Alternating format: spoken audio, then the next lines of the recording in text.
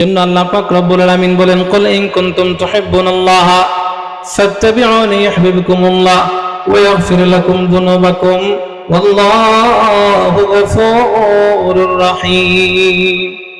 এর দুনিয়ার মানুষ, তোমরা যদি আমি আল্লাহকে ভালোবাসতে চাও, আল্লাহ বলেন, বন্ধু আমার, হাবিব আমার, দুনিয়ার মানুষদেরকে আপনি জানায় দিন, তারা যদি আমি আল্লাহকে ভালোবাসতে চায়, আমি আল্লাহকে পাইতে চাই, তারা যেন আপনি নবীকে ভালোবাসে, আপনি নবীর অনুসরণ করে। সুবহান আলামান আতাআনি ফাকাদ আতা আল্লাহ ওয়া মান আসানি ফাকাদ আসাল্লাহ। আল্লাহ রাসূল সাল্লাল্লাহু আলাইহি ওয়াসাল্লাম বলেন, আরে দুনিয়ার মানুষ, আমার উম্মতরা শোনো, যে ব্যক্তি আমি নবীকে অনুসরণ করলো, আমি নবীকে মানলো, সে আল্লাহর অনুসরণ করলো, আল্লাহকে মানলো। যে আমি নবীর অবাধ্য হইল, সে আল্লাহর অবাধ্য হইল। আল্লাহ পাক রব্বুল আলামিন বলেন, যে ব্যক্তি আমি আল্লাহকে, নবীকে ভালোবাসার মাধ্যমে, নবীর অনুসরণের মাধ্যমে, নবীকে মানার মাধ্যমে, নবীকে মহব্বত করার মাধ্যমে আমি আল্লাহকে ভালোবাসলো, আমি আল্লাহকে মানলো, ওয়া ইয়াগফির লাকুম যুনুবাকুম ওয়াল্লাহু গফুরুর রহিম, আমি আল্লাহ ওই বান্দার গুনাহ খাতা মাফ করে দিব। সুবহানাল্লাহ। এর দুনিয়ার মানুষ, আমরা আজকে বন্ধু বন্ধুকে ভালোবাসি, দুনিয়ার মহব্বতে পড়িয়া নেতা নেত্রীকে ভালোবাসি, দুনিয়ার সামান্য স্বার্থের জন্য নেতা নেত্রীর পিছনে দৌড়াই। এই দুনিয়া ক্ষণস্থায়ী দুনিয়া, যে দুনিয়া আমাদেরকে চিরকাল সুখে রাখতে পারবে না। নেতা নেত্রীর পিছনে দৌড়াইলে হয়তো সাময়িক সুবিধা পাওয়া যাবে। আল্লাহ পাক রব্বুল আলামিন এমন একজনকে ভালোবাসতে বলছেন, এমন একজনকে অনুসরণ করার কথা বলছেন, যে নবীকে অনুসরণ করলে আপনার আমার গুনাহ আল্লাহ ক্ষমা করে দিবে।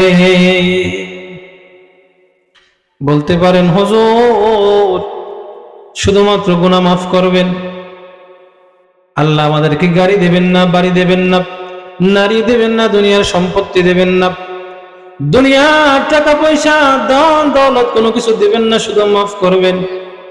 এর দুনিয়ার মানুষ, গভীর মনোযোগ, আল্লাহ গুনাহ মাফ করবেন এর মানে হলো, তোমার যখন এই দুনিয়ার হায়াত শেষ হয়ে যাবে, যখন তুমি পরকালমুখী হবে, ওই কাল কিয়ামতের ময়দানে তোমার গাড়ি বাড়ি টাকা পয়সা কাজে আসবে না। যদি তুমি গুনাহ মাফ করাইয়া আল্লাহর দরবারে উঠতে পারো, তাহলে তোমাকে চিরশান্তির জায়গা জান্নাত দেওয়া হবে। সুবহানাল্লাহ।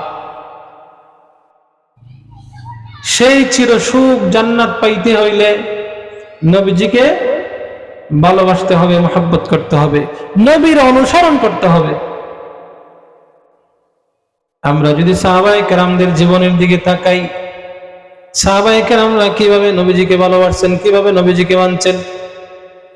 হযরতে তালহা ইবনে বারাক, ছোট্ট কিশোর সাহাবী, আল্লাহ রাসূল সাল্লাল্লাহু আলাইহি ওয়াসাল্লাম যখন মক্কা থেকে হিজরত করে মদিনায় গেলেন, এর দুনিয়ার মানুষ, নবীজি মদিনায় যাওয়ার পরে মদিনার বৃদ্ধ থেকে শুরু করে যুবক কিশোররা নবীজির জন্য পাগল পাগল হয়ে নবীজির কাছে আসতে লাগলেন, দ্বীনের দাওয়াত গ্রহণ করতে লাগলেন, দ্বীন কবুল করতে লাগলেন। সবার সঙ্গে হযরতে তালহা ইবনে বারাক, ছোট্ট কিশোর, 13 বছরের একজন সাহাবী, তিনিও নবীজির সেই মজলিসের মধ্যে আসলেন। মানুষ অনেক বেশি ছিল, অনেক ভিড়ের মধ্যে হযরতে তালহা ইবনে বারাক নবীজি নুরানি বদন মোবারকের সঙ্গে ঘেঁষে ঘেঁষে বসলেন। কন্যা সুবহানাল্লাহ। নবীজি আলোচনা করতেছেন, ওই ফাঁকে হযরতে তালহা ইবনে বারাক বলেন, ইয়া রাসূলুল্লাহ, ইয়া হাবিবাল্লাহ, নবী গো, ওগো আল্লাহর পয়গম্বর, আপনি আমাকে আদেশ করুন, আপনি আমাকে কিছু উপদেশ দিন, আপনি যা বলবেন আমি তাই পালন করব। সুবহানাল্লাহ। সালাতুন ইয়া রাসূলুল্লাহ আলাইকুম, সালামুন ইয়া হাবিবাল্লাহ আলাইকুম, সালাতুন ইয়া সালামুন ইয়া হাবিবাল্লাহ,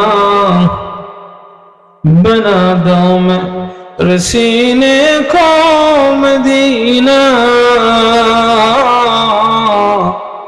निकालो बहर गम से सफीना, सलातुन या रसूलल्लाह अलैकुम, सलामुन या হাবিবাল্লাহ আলাইকুম। বলতেছিলাম আল্লাহ নবীর সাহাবী 13 বছরের কিশোর ছোট্ট সাহাবী হযরতে তালহা ইবনে বারা রাদিয়াল্লাহু তাআলা আনহু নবীজির মজলিসে বসলেন। বসার পরে নবীজিকে বলতেছেন, ইয়া রাসূলুল্লাহ, ইয়া হাবিবাল্লাহ, নবী গো, আপনি আদেশ করুন, আমাকে উপদেশ দিন, আপনি যা বলবেন আমি তাই করব। সুবহানাল্লাহ। নবীর আদেশ, নবীর ইত্তেবা অনুসরণ কিভাবে করতে হয় সেই ছোট্ট তালহা এক দৃষ্টান্ত হয়ে আছে। সুবহানাল্লাহ। নবীজি মনে মনে ভাবলেন, আমি তালহাকে পরীক্ষা করব, দেখি সে কতটা আনুগত্যশীল। নবীজি বললেন, তালহা রে, তুমি কি তোমার বাবাকে হত্যা করতে পারবা? তোমার বাবার মাথা কেটে আমার কাছে আনতে পারবা? যেমন কথা তেমন কাজ। ওই ছোট্ট তালহা এক বিন্দু চিন্তা না করে তরবারি হাতে নিয়ে দৌড়ানো আরম্ভ করে দিল। নবীজি দেখলেন সে হাসাহাসাই চলে যাচ্ছে, সত্যি সত্যি তার বাবাকে হত্যা করে ফেলবে। নবীজি অন্য সাহাবীকে বললেন, যাও রে, আমার তালহাকে ফিরায় আনো। তালহাকে যখন ফিরে আনা হলো, আমার নবী বলে, তালহা রে, আমি তো তোমার বাবাকে হত্যা করার উদ্দেশ্য বলি নাই। আল্লাহ আমাকে আত্মীয়তার চিহ্নকারী হিসেবে পাঠান নাই। তালহা রে, আমি দেখতেছিলাম তুমি আমার প্রতি কতটা আনুগত্যশীল। কন্যা সুবহানাল্লাহ। চিন্তা করছেন একটু, যে নবীজি পরীক্ষা করার জন্য বলতেছিলেন, তালহা যখন বললেন, ইয়া রাসূলুল্লাহ, ইয়া হাবিবাল্লাহ, আমাকে আপনি উপদেশ দিন, আমি আপনার আনুগত্য করব, আমি আপনার উপদেশ মানব। নবীজি বললেন, যাও, তোমার পিতার মাথা কেটে আনো, তোমার পিতাকে হত্যা করো।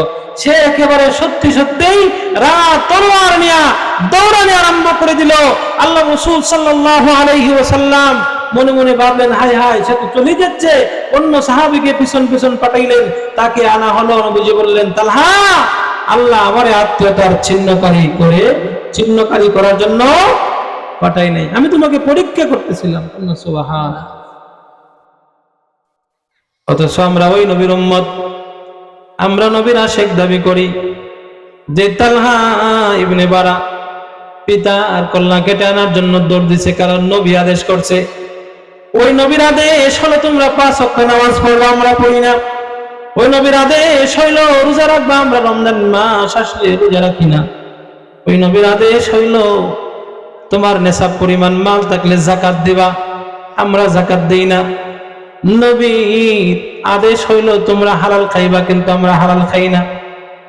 এর দুনিয়ার মানুষ কাল কিয়ামতের ময়দানে ওই নবীর সামনে যায় কেমনে দাঁড়াবা? তালহা ইবনে বারা নবীজির কথাকে কতটুকু মানেন সেটা পরীক্ষা দেওয়ার জন্য, নিজের পিতার কল্যাণের জন্য দৌড় দিলেন। নবীজি বললেন, তালহা রে, আমি তো আত্মীয়তার সম্পর্ক ছিন্ন করার জন্য আসি নাই, আল্লাহ আমাকে এটার জন্য পাঠাই নাই, আমি তোমাকে পরীক্ষা করতেছিলাম। তালহা পরীক্ষায় পাশ করলেন। তালহা চলে গেলেন। 1 দিন 2 দিন 3 দিন যায়, নবীজির মজলিসে তালহা আসে না। নবীজি তালহার কথা ভাবতেছেন, হায় হায়, তালহা তো এখন আর আসে না। নবীজি তালহার খুঁজে তার বাড়িতে চলে গেলেন। যা দেখতেছেন তালহা ইবনে বারা অসুস্থ হয়ে গেছে। এমন অসুস্থ, ব্যথার তীব্রতায় বেতার যন্ত্রণায় অজ্ঞান হয়ে আছে। তালহার বাবাকে নবীজি বললেন, ওগো তালহার বাবা, আমার মনে হয় তোমাদের তালহা আজকে রাত্রের বেশিও বাঁচবে না। মনে হয় তালহা আজকে রাত্রেই দুনিয়া ত্যাগ করবে, দুনিয়ার থেকে চলে যাবে। ওগো তালহার বাবা মা শোনো, যদি আজকে রাত্রের ভিতরে তালহা মারা যায়, তোমরা আমি নবীকে খবর দিবা, আমি নবী এসে তার দাফন কাফনের ব্যবস্থা করব। এর দুনিয়ার মানুষ গভীর মনোযোগ কেমন ভালোবাসে। ছোট্ট কিশোর তালহা ইবনে বারাক কিছুক্ষণ পরে নবীজি যাওয়ার পরে যখন তার হুঁশ আসলো, জ্ঞান ফিরলো, ঘুম থেকে উঠে বাবা মাকে বলে, বাবা, আমার নবী কি আমারে দেখতে আসছিল? সুবহান। তালহা যখন জ্ঞান ফিরছে বলতেছে, ওগো মা, ও আমার আদরের বাবা, আমার নবী কি আমারে দেখতে আসছিল? তালহার পিতা মাতা বলতেছে, তালহা রে, নবীজি তোমাকে দেখে গেছে, তুমি অজ্ঞান ছিলা। নবীজি বলে গেছে, তুমি যদি আজকে রাত্রে মারা যাও, আমরা যেন তোমার নবীকে খবর দেই, নবী এসে তোমার দাফন কাফনের ব্যবস্থা করবে। তালহা ডাক দিয়ে বলে, মা, ও আমার আদরের পিতা, খবরদার, আমি মারা গেলে আমার রাসূলকে তোমরা খবর দিও না। তালহার পিতা মাতা বলেন, এটা আবার কি খবর? মানুষ নবীজির সাক্ষাৎ পাওয়ার জন্য বেকুল হয়ে থাকে, নবীজির হাতে গোসল, নবীজির হাতে দাফন পাওয়ার জন্য সারা জীবন আকাঙ্ক্ষিত হয়ে থাকে, আর তুমি বলতেছো তোমার নবীকে খবর দেব না, এর কারণ কি?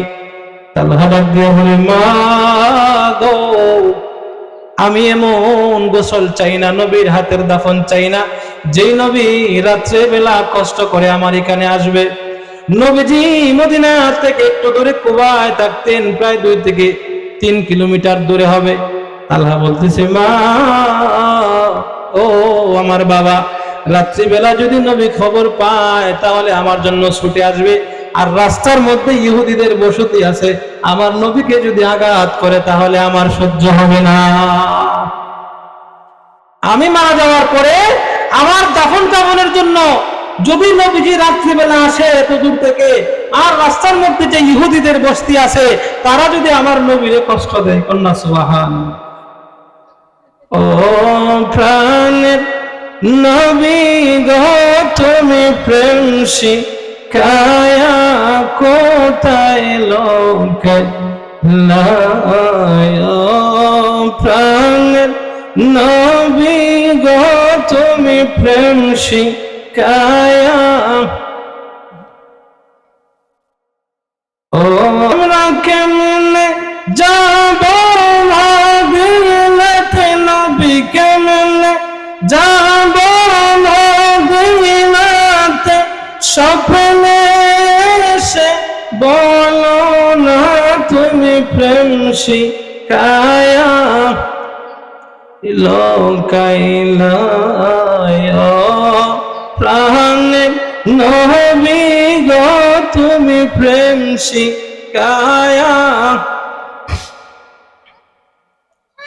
তুমি কত জন্ম দিলা লীলা, নবী সবাই রে মদিনা নীলা, আমরা কেন নীলা না তুমি প্রেম শিখায়া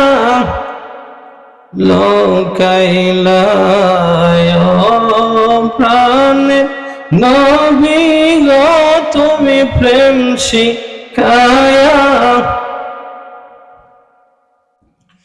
আমরা কেমনে যাব মদিনাতে, নবী কেমনে যাব মদিনাতে, স্বপ্নে এসে বলো না তুমি প্রেম শিখায়া কোথায় লোকাইলায়।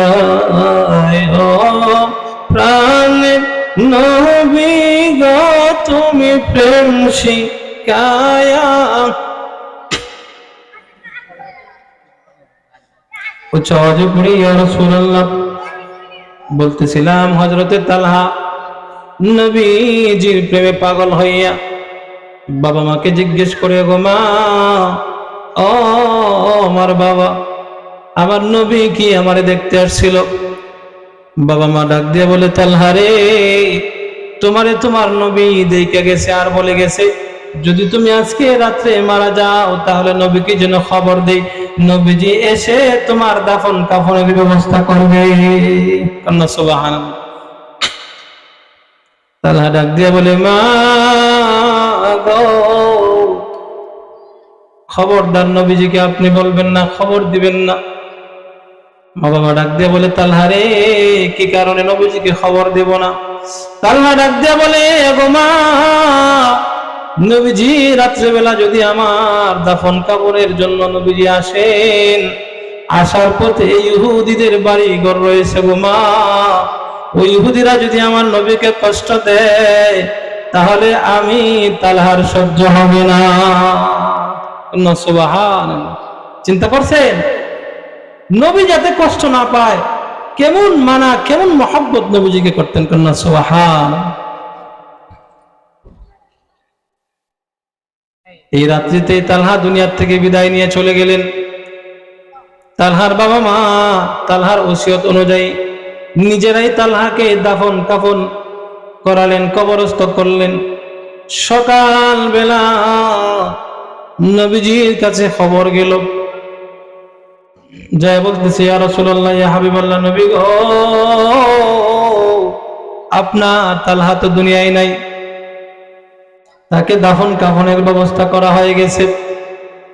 নবীজি ডাক দিয়ে বলে, আরে সাহাবায়ে কেরামরা, আমি তার মা বাবাকে বলে আসছিলাম আমি নবীকে যেন তারা খবর দেয়, আমাকে খবর দিল না, এর কারণ কি? ওই সাহাবী বলতেছেন, ইয়া রাসূলুল্লাহ, ইয়া হাবিবাল্লাহ, নবী গো, আপনাকে যদি রাত্রিবেলা খবর দেয় আপনি নবী তো চলে যাবেন, যাওয়ার পথে ইহুদি বাড়িঘর রয়েছে, যদি ইহুদিরা আপনাকে আক্রমণ করে আপনি কষ্ট পান, এই জন্য তালহা ওসিয়ত করে গেছে যেন আপনাকে না বলা হয়। সুবহান। চিন্তা করছেন নবীজি আসবেন, আয়েশা গোসল দিবেন, দাফন কাফনের ব্যবস্থা করবেন, জানাজা দিবেন, কত সৌভাগ্যের বিষয়। কিন্তু তালহা ইবনে বারা বলতেছে, না, আমার এত কিছু লাগবে না, আমার নবী যাতে কষ্ট না পায়। কন্যা সুবহান। নবীজি এই কথা শুনিয়া দুইটা চোখের পানি ফেলায় কাঁদতেছেন। সাহাবায়ে কেরামদেরকে বলতেছেন, এরা আমার সাহাবায়ে কেরামরা, শোনো, চলো আমরা আমার তালহার কবর জিয়ারত করতে যাব। নবীজি সাহাবায়ে কেরামদেরকে নিয়ে চলে গেলেন তালহার কবরের পাশে, যে কবর জিয়ারত করে আল্লাহর দরবারে হাত তুললেন। হাত তুলে নবীজি এমন দোয়া করলেন যে দোয়া আর কারো জন্য করে নাই। কন্যা সুবহান। নবীজি হাত তুলে বলেন, মাবুদ, ও আল্লাহ, আমার তালহা আমারে এত ভালোবাসছে গো আল্লাহ, আমি আমার তালহাকে কাল কিয়ামতের ময়দানে দেখতে চাই। আপনি তালহার দিকে তাকায়া হাসতেছেন আর তালহাও আপনাকে দেখে দেখে হাসতেছে। কন্যা সুবহানাল্লাহ। নবীজি দোয়ার মধ্যে বলতেছেন, আল্লাহ, আমি এটা আশা করি যে আমার তালহাকে কাল কিয়ামতের ময়দানে আপনি দেখবেন আর হাসবেন, আপনাকে দেখে দেখেও তালহা হাসবে। কন্যা সুবহানাল্লাহ। তাহলে ওই নবীকে ভালোবাসার দরকার আছে না নাই?